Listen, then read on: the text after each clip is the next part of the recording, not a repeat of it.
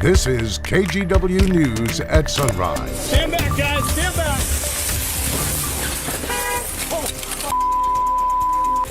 I got you. Man, a really close call for Milwaukee police officers. Body cam footage shows just how close a suspected drunk driver came to hitting them. We're going to have more from this scene and other similar cases that happened in the area in just the past week coming up in one of our top stories. Washington lawmakers are proposing a bill that would lower the threshold for a DUI. Ahead on Sunrise, why the proposal is causing controversy. Plus, it's not just REI, it's several other stores. And it has to do with the nature of the city right now. Yeah, talking about crime and theft, reasons behind a lot of stores in the area shutting down, including the REI in the Pearl District. That location plans to shut down here in just a couple of weeks. We'll have more reaction coming up in just a few minutes. Hey, we're happy you're here on this Friday morning with us. We made it to the end of the week. Lots of news to get to. Daisy in for Rod this morning. Yes, I am. What are we looking at today, Daisy? Yeah, guys, I hope you are ready for all the rain because we are going to be seeing a lot more of it. And currently right now, we're actually seeing this brand new system push on through along the I-5 corridor, bringing us, of course, plain old rain, while folks in the Cascades are actually going to be seeing some snow today, again, because of their conditions are still right at that freezing degree mark. Currently right now, 43 degrees in Portland, and the rest of our current temperatures this morning, 45 out in Hillsborough and Beaverton, 42 out in Gresham. Looking down south just a bit, right about 45 degrees for Kaiser and 44 degrees for Salem. Here's your day at a glance. Our daytime highs are going to be in the mid to upper 40s, but don't get too comfortable with these conditions because we could maybe see 58 degrees, maybe 60 degrees a little bit later this week. Back to you. I welcome that. Thank you, Daisy. We start this morning with a homicide investigation on Portland's east side. Police say around 9:30 last night, officers found a man in a parking lot who'd been shot after they responded to a welfare check at Southeast Water Avenue and Salmon Street. We don't have any other details, but police say they don't have any suspects right now. We'll keep you updated if we learn more. Also in Southeast Portland, police still looking for the suspect in an armed robbery that happened around 5 o'clock last night at a smoke shop on Southeast 123rd and Powell. Officers spotted someone who they thought was the suspect. That person hopped in a car and led officers on a chase. They wound up crashing a few blocks away and ran from the scene. So that's when police initiated a shelter in place for residents in the Powellhurst-Gilbert neighborhood. That order was lifted a short time later, though, when police realized the person involved in the car chase was likely not the suspect involved in the armed robbery. And the driver police say hit and killed a Vancouver teacher who was riding his bicycle in Polk County last June has been charged with homicide. A grand jury indicted him last month. Adam Joy and his 15-year-old son were cycling along Highway 221 outside McMinnville when investigators say Robert Weeks ran Joy over from behind. The initial police report said Joy fell in front of Weeks' pickup truck as he slowed down and tried to pass, but Joy's family disputes that. Weeks is due in court in late March. Step back.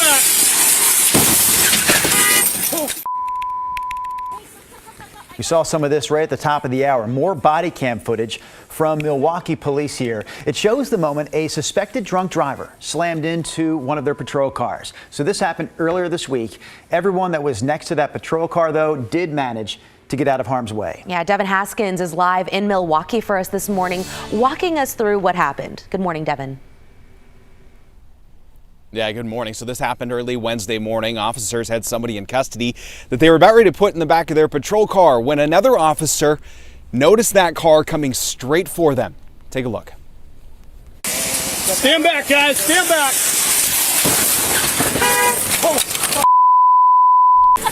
I got you. Yeah, Milwaukee police say the driver of that black Camaro was driving without its lights on. Was also driving under the influence when it slammed in their patrol car. Again, no one was hurt. The driver of the Camaro was taken to the hospital and then arrested and charged with DUI. This is just the latest example of a person under the influence hitting either a police car or a roadside worker. Just hours before the incident in Milwaukee, 2 Portland police officers were injured when they were sitting inside their vehicle on I-205, and that's when a car slammed into the back of them. The driver of that car also arrested for DUI. And then, you may remember earlier this week, 6 WashDOT workers in Vancouver were injured when a suspected drunk driver hit their vehicle as crews were repairing potholes. Milwaukee police say officers and road workers working on the side of the road constantly puts them all at risk. And the car itself is that ballistic bullet, if you will, and especially for officers or construction workers standing out on the road, they're prime suspects or prime targets for being struck and killed by these missiles. Now, all 6 WashDOT workers and both Portland police officers were taken to the hospital to be checked out. They've all since been released to recover at home. Milwaukee police say the best way to catch an impaired driver, call 911 if you think someone's driving impaired. They say that is the number one way that they catch drunk drivers. Back to you. All right, Devin Haskins live for us this morning covering that story. We also have an update on this story for you this morning. Students at Robert Gray Middle School are going to temporarily shift to Jackson Middle School. The Robert Gray building suffered some major damage during last week's weather, and repairs could take a while. So, in honor of this new shift, this new transition, there is going to be a community event at Jackson Middle School to welcome some of those new kids from Robert Gray. Students are expected to start there on Tuesday of next week. By the way, the Portland Public School District also announced some other plans for 3 other damaged schools in the district. Those include Forest Park, Kelly Head Start, and Markham Elementary. Those details are being sent directly to parents. And this morning, good news to report for Oregon's high school graduation rate. The Department of Education says last year's rate came in at 81.3%. That is the second highest percentage since the state started collecting those numbers. Keep in mind, last year's graduates experienced all the phases of the pandemic. Most of them were sent home in March of their freshman year and did online learning through the majority of their sophomore year. The class of 2023 also included a record number of migrant graduates. In Hillsborough, last year's graduation rate was 86.2%. District leaders told us how they plan to keep those numbers up. I think going forward, it's to continue our same focus areas around, core and to do the work for language and social emotional learning, but also just to stay grounded in our strategic plan, which is really, creating students that are prepared for career, college, and life. Oregon Governor Tina Kotek weighed in too, saying the state is going to continue to work hard to improve the graduation rates. We also have a list of Oregon grad rates by district on our website, kgw.com. All right, before we get to today's weather forecast, an update from the Trailblazers. So you may remember this game from earlier in the week in Oklahoma City. This is the game where late in the contest with a 1-point lead, head coach Chauncey Billups tried to call a timeout. The refs didn't see the effort there, though. They didn't grant the timeout. Instead, they called a double dribble violation against Malcolm Brogdon. Coach Billups lost his cool, got 2 technical fouls, and so what was a 1-point lead quickly turned into a loss in the late seconds to Oklahoma City. The Blazers said they were going to protest that game. They were going to protest the loss, but they have since said they're taking that back.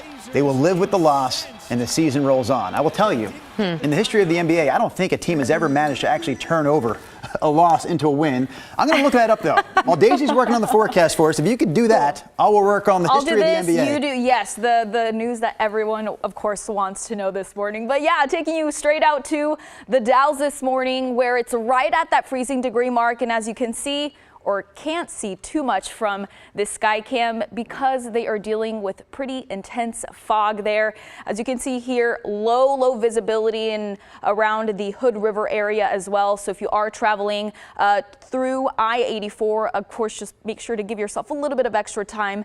Everyone down the I-5 corridor, not quite seeing any low visibility issues, maybe a little bit as we're looking down into the Eugene area. So talking about the gorge, though, folks there are going to be dealing with a winter weather advisory until right about noon. So this includes folks in the Dalles, McDonald, Arlington, Grass Valley as well. And this actually isn't just for parts of the gorge, it's also parts of the central part of our state as well. So folks there could be seeing anywhere between half of an inch to a full inch of fresh new snowpack. So while they are going to be dealing with some snow, as you can see here, our satellite radar already picking some snow for those higher elevations. We are dealing with just great plain old rain.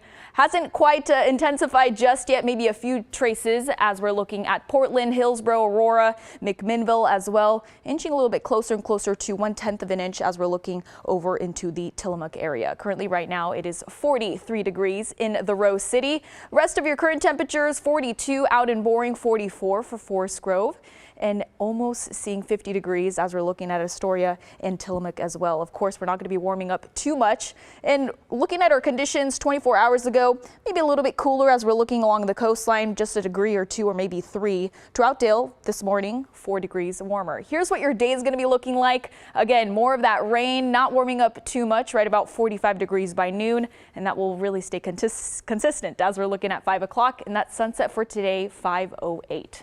Quick look at your futurecast here. So again, it's going to be a really great day to make sure you have those rain boots and of course that rain jacket, because heavy downpours what we're expecting to see, especially by right about 12:30. Wet morning commute for today, and then things really don't die down until we're looking at right about 8:30 on Saturday morning. So along the I-5 corridor, we will actually transition from rain to scattered showers by right about noon, and then more rain of course comes in as we're looking at the second half of Saturday and into Sunday. We'll be seeing a little bit more of that cloud coverage. Here's a quick look at that 7-day forecast. We are expecting to see those upper 40s for today, mid 50s by Saturday, upper 50s, nearing 60 degrees for Sunday into Monday. And of course, we are going to start to cool down, but hey, I will take the near 60 degrees, of course. Back to you guys. Yeah, me too, Daisy, for sure. Thank you.